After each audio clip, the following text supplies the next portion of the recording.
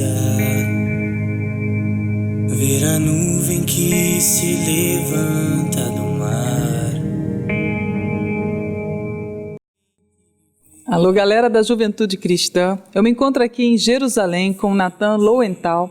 Ele é um dos membros da ONG Voz de Muitas Águas, que tem um grande ministério a realizar aqui em Israel. Mas antes da gente chegar e começar a falar da ONG, eu queria pedir a você, Nathan, que você contasse a tua história. Nós ouvimos ali no café um pouquinho, você contando testemunho para a gente, para o grupo de brasileiros, e eu queria deixar registrado para que todos os jovens no Brasil possam ouvir o que Deus fez na sua vida. Sim, eu me mudei para Israel no ano de 2007, eu sou de São Paulo, eu nasci num lar cristão, meus pais são pastores, e no ano de 2007, por um sonho que meu pai sempre teve de se mudar para Israel, pelo fato de nós sermos judeus, Deus abriu essa porta para nós nos mudarmos para cá, e foi quando isso aconteceu. Na minha vida, pessoalmente, foi um impacto muito grande, do lado ruim, porque 15 anos de idade, então você tem a tua galera no Brasil, amigos, e do nada meus pais viraram para mim e falaram assim: a gente está se mudando para Israel, vamos fazer as malas que a gente está indo embora. Então isso na minha vida me levou a um lugar de muita depressão. Eu, ainda mais com a língua que é totalmente diferente, outra cultura, a gente está acostumado com o Brasil, que são todos gente que gosta de abraçar e falar, e aqui o pessoal é mais quieto, é mais frio. Você não falava nada de hebraico? Não falava nada de hebraico, então cheguei logo, entrei na escola, então eu, desse lugar, para tentar começar a me envolver e sair dessa depressão, eu me envolvi com a galera errada, infelizmente, e foi quando que eu entrei no mundo das drogas aqui em Jerusalém, aqui em Israel. Eu morava no norte, antes de mudar para Jerusalém, e por incrível que pareça, assim, tem muitas drogas aqui, o uso de drogas, a juventude, ela é bem perdida. Então, eu percebi que as pessoas fumam muito aqui, né, cigarro, mas drogas eu não sabia. Muito, drogas, bebida, festas aqui. Na Terra Santa, de Santa só tem o nome mesmo, porque a juventude, essa geração dos 15 aos 25 anos, por aí é bem difícil, é bem complicado. E foi bem com essa galera que eu comecei a me envolver. Então, resumindo, eu larguei a escola, larguei a igreja aqui em Israel e me mudei para uma cidade no sul do país que se chama Eilat. Você deixou então de morar com seus pais? Saiu de casa? Saí de casa, deixei de morar com os meus pais, até eu ainda larguei a escola, eu não tinha terminado o colegial ainda, mas eu larguei tudo e me mudei para lá. E no ano de 2010, pelo fato de eu ser cidadão israelense, eu tenho a obrigação de fazer o exército, de fazer os 3 anos de exército, eu sendo homem. Foi uma coisa mais que eu virei para mim mesmo, como que eu sei que tudo que eu faço, eu sou radical naquilo, seja para o mundo ou seja para Deus. Na época era para o mundo, então eu meio que virei para mim mesmo e falei assim: tá, se eu continuar nessa vida de drogas, continuar usando, eu sei que eu vou morrer aqui. Que eu queria cada vez, eu queria mais, algo novo, e eu sei que dali eu estava em direção à morte. Seus pais sabiam disso? Meus pais não sabiam, eles sabiam que eu estava no mundo, mas foi até uma escolha minha de me afastar deles para não envolver eles com a minha vida. Então eu preferi fazer tudo que eu estava fazendo longe deles. Então por isso que eu me mudei para o sul do país, até um dos motivos. Mas suspeitavam, sabiam que eu estava no mundo, sabia que eu estava vivendo aquela vida longe de Deus. Eu consegui entrar pelo fato de eu ter um bom porte físico, que eu era atleta, eu era jogador de tênis, então por essa razão eu consegui me alistar, eles me aceitaram, depois de eu ter feito os testes na unidade de elite em Israel, na infantaria, e eu fui aceito. Então o primeiro ano é só de treinamento. O primeiro ano é um ano de treinamento intensivo. Então você mal vai para casa, eu mal voltava para casa, o tempo todo na base, o tempo todo fazendo exercício, o tempo todo simulação de guerra, vocês devem ter ouvido falar como que é o exército israelense, é um dos mais rigorosos, um dos mais difíceis, até pelo fato como que a gente vive aqui, todo esse conflito a gente tem que estar pronto para o pior, então a gente simula o pior. E isso minimizou muito o uso das minhas drogas. Eu mal usava, eu comecei a me envolver com toda essa atividade física e tal, então eu usava quando eu voltava para casa, a cada 2 meses, a cada 1 mês. Então, isso... Mas você queria parar de usar drogas? Eu queria parar por causa que não que eu queria voltar para Deus, mas eu sabia que aquela minha vida nas drogas, bebida, festa, não estava me levando para um bom lugar. Eu sonhava em ter uma família e trabalhar, ter alguma coisa, mas nada perto de Deus, até pelo fato de, como eu falei para você lá anteriormente, de que a mentalidade, a forma como que eu via Deus era assim, cria em tudo que a Bíblia falava. Eu cresci num lar cristão, mas eu via Deus como um Deus assim, se eu tentar me envolver com Ele da forma como estava na época, Ele vai me fulminar, Ele vai me matar, Deus vai me matar. Eu nunca olhei para Deus como um pai, eu nunca olhei para Deus como um Deus que está de braços abertos me esperando voltar para Ele e que me ama. Não importa tudo que eu estava fazendo, eu nunca tive essa forma de ver. Eu olhava a Deus assim, tá, eu estou usando droga, eu estou no mundo, eu estou longe dele, se eu tentar fazer qualquer coisa para me aproximar dele, ele vai me matar. Então eu preferiria, tipo assim, Deus, você está aí, eu estou aqui, eu vivo minha vida longe de ti, eu não vou te atrapalhar e você não vai me matar. Essa era a forma como eu pensava. Para você se aproximar de Deus, você achava que você tinha que estar primeiro santo para aí sim poder ficar perto dele. Exatamente. Eu tinha que ter uma vida totalmente santa, não podia estar fazendo nada de errado, e se eu fizesse qualquer erro, eu ia morrer. Então esse 1 ano, realmente eu minimizei muito o uso das drogas, praticamente quase tudo, e depois que eu terminei esse 1 ano, eles me mudaram para um estado agora onde que era só missão, onde que eu exercia só as missões. Então era chamado para fazer uma missão, então a gente ia lá, fazia o que tinha que fazer e voltava para a base. Então isso nos dava muito tempo livre. A gente tinha muito mais tempo livre do que no ano anterior. E nessa de ter esse tempo livre, a forma que eu no passado ocupava o meu tempo era usando droga. Então eu me juntei com uma galera que estava no mesmo estado que eu, e a gente começou a trazer droga para dentro da nossa base. Agora, um parênteses, o uso de droga dentro do exército é algo que é levado com muito rigor. Assim, se você é pego usando droga, eles te tiram do cara onde é que você está, eles te colocam dentro da cadeia, eles te julgam como traidor mesmo, até mesmo pelo fato, principalmente na posição que eu estava da infantaria, segurando um fuzil com uma arma na mão, eu não tinha controle da droga no meu corpo.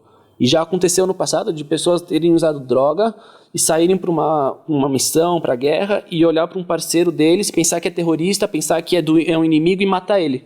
Entendeu? Por causa que você fica, é uma alucinação que você não tem controle sobre ela.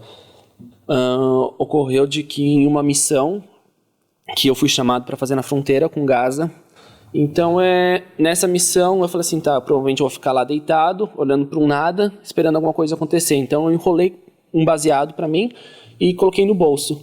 E lá, quando eu estava lá na fronteira com Gaza eu acendi, e nessa que eu acendi o baseado, soprou um vento, provavelmente Deus, e o meu comandante sentiu o cheiro. Então, quando ele sentiu o cheiro, já ligou para a polícia, trouxe a polícia do exército, né, já me prenderam. No dia seguinte eu já estava dentro da cadeia, e eu fui julgado pelo exército israelense como traidor da nação de Israel. Esse foi o nome que eles colocaram lá. Você traiu a nação de Israel pelo que você fez. E como consequência eu perdi meu cargo, tiraram de mim a minha arma, tiraram de mim todas as medalhas, tudo que eu carregava no meu uniforme, tudo que eu tinha conquistado. E eu fui colocado na pior ala possível da cadeia, junto com bandidos, assassinos, gente que vendia arma, que entrava no exército para roubar arma e revender.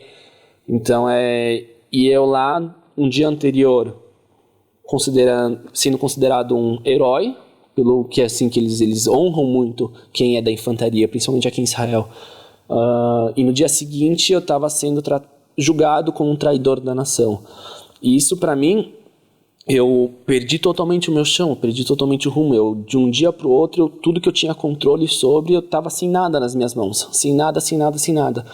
E foi esse lugar que Deus me colocou, que era o único lugar que eu seria capaz de ouvir Ele, de sentir Ele. E foi bem depois que eu me lembro que eu tinha acabado de ligar para os meus pais avisando que eu estava na cadeia por causa de uso de drogas. Foi assim um choque total para eles. Foi horrível. E eu tinha acabado de desligar do orelhão de dentro da cadeia já. E eu sentei na beliche dentro da minha cela. E hoje eu sei que foi a presença de Deus que me visitou, mas na hora eu senti algo sentando literalmente em cima de mim. E eu não consegui me conter, eu comecei a chorar, e eu chorava, não entendendo o que é aquilo, e todo mundo ao meu redor olhando pra mim, assim, o que esse cara tá chorando, acabou de entrar aqui, já tá chorando, que nem uma menininha, mas eu tentando me conter, não conseguia, e de repente eu ouvi Deus falando comigo, e a primeira coisa que ele me disse foi assim: Natan, eu te perdoo, eu já esqueci tudo que você fez, já tá perdoado, eu quero agora você, me dá uma chance. E no momento que eu ouvi isso, foi totalmente de contra tudo o que eu pensava em relação a Deus. Coisa que eu tinha, como eu falei antes, eu pensava que Deus ele ia me matar, que Deus era um pai bravo, que estava olhando para mim, totalmente bravo comigo, esperando um momento para me fulminar, para eu realmente pagar pelos meus pecados. E quando que eu ouvi a voz dele, quando eu senti aquela presença que era tão boa e que me fez chorar sem conseguir me conter, e ele falando para mim que ele me perdoava, e o próprio Deus, que eu pensava que queria me matar, me pedindo uma chance para liderar a minha vida, para tomar posse da minha vida, eu não conseguia, é inexplicável aquele momento, foi algo que eu não conseguia me conter, e tudo que eu conseguia falar é sim, Deus, leva a minha vida, se é isso que eu vou sentir, toma a minha vida. E foi dentro daquela cela, naquele dia que eu entreguei a minha vida para Jesus. E naquela mesma época era para eu ter recebido uma sentença de 1 ano, ou até mais, que é a sentença que eles dão para quem usa drogas, para quem é pego usando drogas. Tem gente que até bem mais, dependendo de quão grave for o caso. Eu fiquei 1 mês. Eu ganhei 35, fui sentenciado a ficar 35 dias preso, e depois de cumprir a pena, foi quando que eu me integrei, que eu conheci os jovens do Voz de Muitas Águas.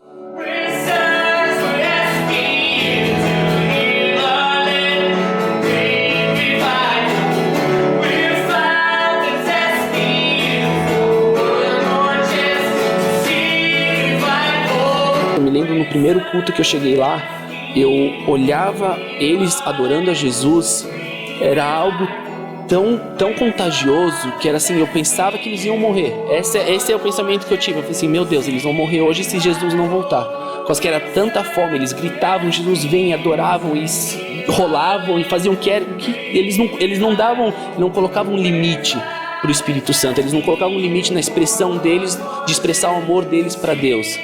E aquilo lá falou assim: meu Deus, é o que eu quero para minha vida, é o que eu quero, entendeu? Eu quero sim ser uma diferença na minha geração, eu quero sim ser radical da forma como eu era radical para o mundo, para Jesus, entendeu? Por causa que, e é isso que a gente vive aqui em Israel, entendeu? Nosso relacionamento com Jesus tem que causar um impacto na vida deles, e é essa forma que Deus tem nos ensinado a pregar o evangelho aqui em Israel. É o testemunho diário das nossas vidas. É como nós vivemos dentro do café, trabalhando lá, sendo voluntários e trabalhando duro e buscando a Deus. Isso causa os próprios clientes que vêm comer lá no café a chegar a nós e perguntar: tá, o que vocês fazem? Por que vocês têm 20, 21 anos, 22 anos, tem todo o potencial para estar fazendo muito dinheiro, vocês moram em país de primeiro mundo, mas não, vocês estão escolhendo aqui se voluntariar, servir mendigo, trabalhar com mendigo, servir eles, dar eles comida e com um sorriso no rosto.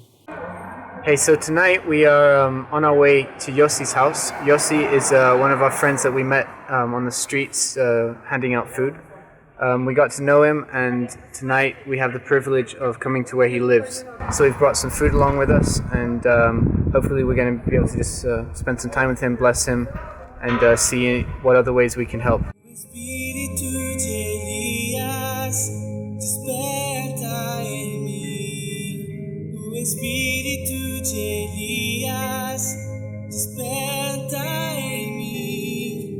O Espírito de Elias, desperta em mim. O Espírito de Elias. E fazem 4 anos que nós recebemos a direção de se mudar para Jerusalém, com toda a nossa base. Então nós do norte nos mudamos para cá, para Jerusalém, fazem 4 anos, e no início, ainda buscando a Deus, ainda tentando buscar a direção, qual que era o nosso propósito de estar aqui, o que Deus queria de nós, o que Ele queria, além de pregar o evangelho, mas qual que era, sabe, para iniciar a estratégia e tudo, nós fomos impactados com o número de mendigos. O espírito de Elias desperta em mim. O espírito de Elias desperta em mim. O espírito de Elias. Eu quero ouvir tua voz em meio à doce brisa. Ver a nuvem que se levanta do mar. Nesse tempo de fome em que vivemos, eu confio em ti, em tuas promessas.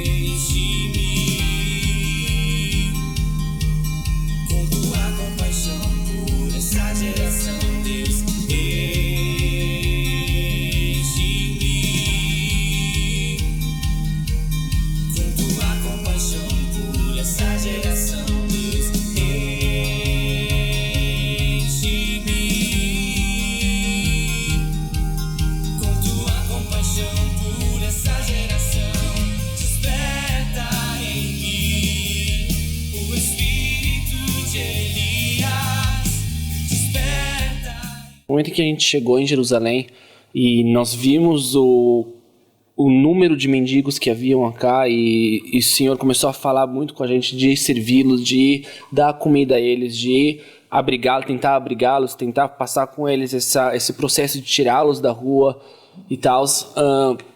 Uma das coisas que nos impactou mais, além do número de mendigos, foi que, posso dizer, falando em porcentagem, 90% deles eram árabes. E para nós, para mim, sendo um judeu, para mim, passando pelo que eu passei, vendo tudo que eu vi no exército, que é diário, atentados e apreensão de terroristas que estavam indo matar famílias, esfaquear famílias, e até mesmo pelo que a gente passa, todo sonho de soldado da unidade de elite é matar um terrorista, entendeu? Por causa que é para isso que a gente é treinado, para isso que a gente passa aquele 1 ano de treinamento intensivo, quase a gente morrendo, para conseguir terminar esse 1 ano. Então o sonho, que isso cria um sonho em nós, a gente tinha como sonho, eu vejo a hora de entrar numa missão e atirar. Então nós saindo para a rua e dar uma comida para um árabe foi algo assim que levou tempo para ser curado, por causa que até mesmo eu pessoalmente falando, quando que eu aceitei a Jesus e me integrei ao Voz de Muitas Águas aqui em Israel, foi amém, eu estava lá, era o que eu queria para minha vida, mas ainda havia um lugar assim no meu coração onde que, tá, ok, eu vou dar minha vida pelo judeu, eu vou pregar a palavra pro judeu, mas é isso, tipo assim, nem passava pela minha cabeça ter qualquer relacionamento com o árabe, ou pregar o evangelho ao árabe, ou dar minha vida pelo árabe, entendeu? Para mim, eu tinha ainda essa divisão. E numa das vezes que a nossa equipe tinha acabado de sair de um culto com árabes, onde que eu não estava pelo fato de eu ainda era um soldado, e a nossa pastora voltou, a nossa equipe voltou desse culto e começaram a contar como é que foi e como Deus tinha se movido, como Deus estava tocando os árabes através de testemunhos de judeus. E eu na minha quieto, concordando, amém, que Deus abençoe eles, mas não me envolvendo em nada disso. E até um certo ponto da conversa onde é que a minha pastora virou para mim e falou assim: Natan, e se o teu chamado for morrer por um árabe? Isso me pegou muito de surpresa, assim, falei, imagina, não existe isso, meu chamado é para morrer, dar vida por um judeu, eu quero pregar a palavra para os judeus, eu quero pregar a palavra para os meus amigos do exército, então por um árabe, eles têm os pregadores deles lá, tem os missionários deles lá no campo missionário lá dentro, e eles que, tudo bem, vão morar por eles, mas não precisa exagerar, morrer por um árabe, foi a minha resposta. E desse dia em diante, o Espírito Santo começou a me incomodar muito, e eu sabia que era em relação a isso. Eu sabia que Deus estava me levando para esse lugar assim: Natan, você quer viver uma vida radical? É isso que eu vou fazer. Eu vou confundir os sábios. Entendeu? Não tem lógica no meu evangelho. Não tem lógica você é judeu, você vai pregar para judeu. A forma como que eu vou te usar é você é judeu, então você vai pregar para árabe. Entendeu? E eu lembro que daí teve um culto onde que árabes saíram de dentro dos lugares das ocupações palestinas e entraram em Israel. A gente conseguiu reunir eles e fazer um culto. E nesse culto eu lembro que eu estava de joelho, eu chorava. E a única coisa que saía da minha boca, a única frase, eu tentava orar, eu tentava adorar, mas a única frase que saía da minha boca era: Deus, me deixa morrer por um árabe. Me dê esse privilégio de morrer por um árabe. Era a única coisa que conseguia sair da minha boca. Então, isso foi assim, um passo muito... foi uma porta mesmo, uma barreira que Deus quebrou dentro do meu coração e de todos esses jovens, entendeu? No momento que a gente começou a servir árabes mendigos na rua, e até mesmo para eles receber um prato de comida de um judeu. E eu sou bem aberto, quando que a gente começa a se relacionar, eu falo: olha, eu era um soldado, eu fui treinado para te matar, mas eu tô aqui por causa que eu te amo. Tô aqui por causa que eu te amo e eu quero te abençoar. Você entende? Isso tipo causa na mente deles, assim, tá, tem alguma coisa errada aqui. Como é que um judeu, um cara que é soldado, que tá falando que queria me matar, tá me dando um prato de comida quente falando que me ama e orando por mim? Você entende? Então, é isso que a gente tem feito, e é isso que tem trazido muitos e muitos árabes para Deus. Hey guys, so here we are again, and this time we want to take you on a journey and show you the process of preparing the food that we take to the streets. So today, I'm on my way to the Jewish shuk, which is the Hebrew word for marketplace. It's an open market full of fruit and vegetable stalls, and we go there 3 or 4 times a week. They donate fruits and vegetables to us for the work that we do. One of the main reasons that we're able to make enough food to go out to the streets at night and distribute it to the homeless. O espírito de Elias desperta em mim. O espírito de Elias.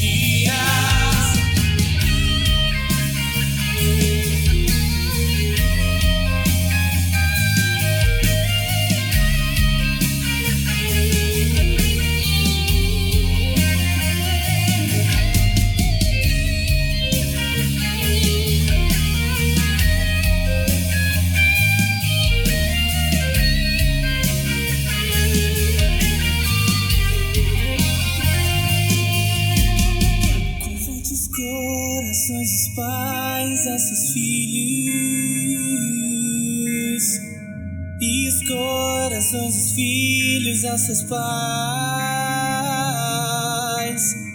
Converte os corações dos pais. Era no início de toda a nossa caminhada aqui em Jerusalém, e era inverno, e a gente estava andando, distribuindo comida, e a gente viu um mendigo bem no cantinho da rua, com uma camiseta de manga curta, e aqui inverno é bem rigoroso, estava super frio, ventando, e a gente chegou até ele, nos aproximamos dele, nos apresentamos, falamos assim: olha, irmão, tudo bem, não sei o que, a gente é dessa ONG, a gente te trouxe uma comida, e ele estava tremendo de frio, e um de nossa equipe falou assim: eu posso te dar o meu agasalho, você aceita? Ele tirou o que ele estava vestindo, você aceita? Ele falou assim: sim, eu aceito. E no momento que a gente foi vestir nele o agasalho, ele começou a gritar de dor, por causa que a gente tocou o braço dele, ele começou a gritar de dor, e o braço esquerdo dele era paralisado, porque ele estava 15 anos injetando, e alguma infecção teve com a seringa, que o braço dele esquerdo era paralisado, ele não podia tocar, que ele gritava de dor.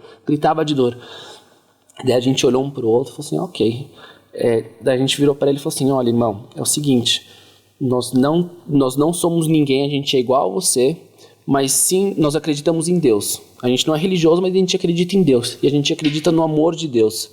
E é o seguinte, Deus nos ama tanto que até uma dor de cabeça Ele quer tirar de nós, por causa que Ele nos ama. Não é algo que você tem que se comprometer depois que você receber isso, a gente só quer te abençoar.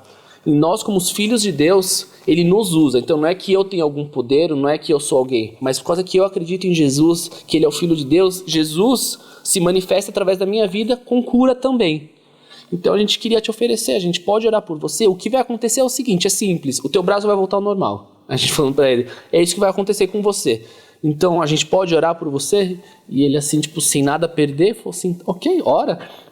Então a gente impôs, a gente não tocou no braço, a gente só esticou a nossa mão em cima do braço dele, oramos uma oração curta sobre cura e amém. Daí a gente falou assim, e aí, como é que você está se sentindo? Daí ele de repente começa a fazer assim, né, mexer o ombro, começa a mexer o braço, de repente esse mendigo no meio da rua Jafa, que é a rua mais movimentada de Israel, de Jerusalém, começou a gritar e a pular e falou assim, finalmente eu vou poder voltar a brigar, finalmente eu tenho meu braço de volta, não sei o quê.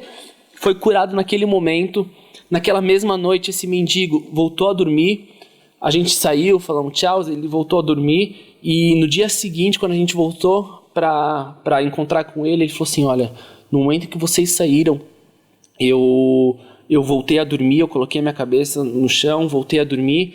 E de repente, no meu sonho, eu vi um clarão, uma luz muito forte, muito forte, muito forte, muito forte. E uma voz que dizia assim...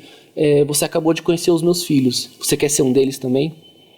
E esse mendigo aceitou a Jesus, esse mendigo é apaixonado por Cristo. Então esse é só um dos testemunhos de como Deus tem alcançado esses mendigos, os árabes, entendeu? Através de nós, judeus. E é essa que é a não lógica cristã, entendeu? É algo que não tem como você explicar, a não ser obedecer. Essa geração diz,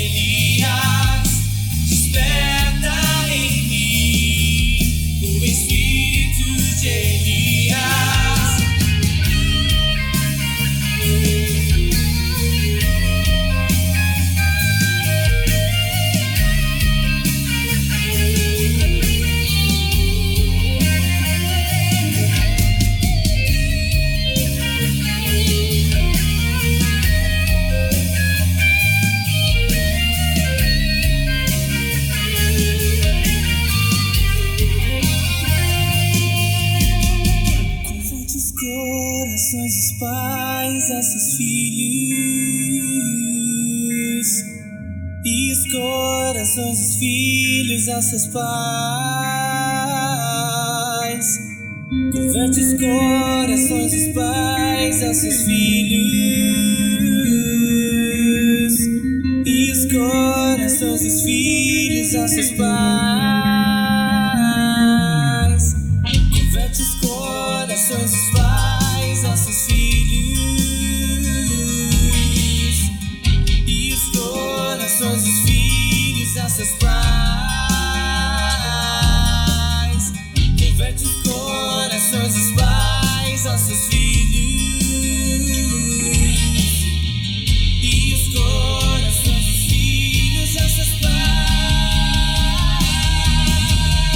Há mais ou menos uns 7 meses atrás, eu recebi um chamado muito forte de Deus. Depois de 8 meses clinicando, eu escolhi seguir um caminho diferente, assim, e dedicar 100% da minha vida para Deus e seguir o chamado de pastor, né? Aí fechei meu consultório e agora eu tô 100% na obra, 100% no reino de Deus, né? Trabalhando como pastor.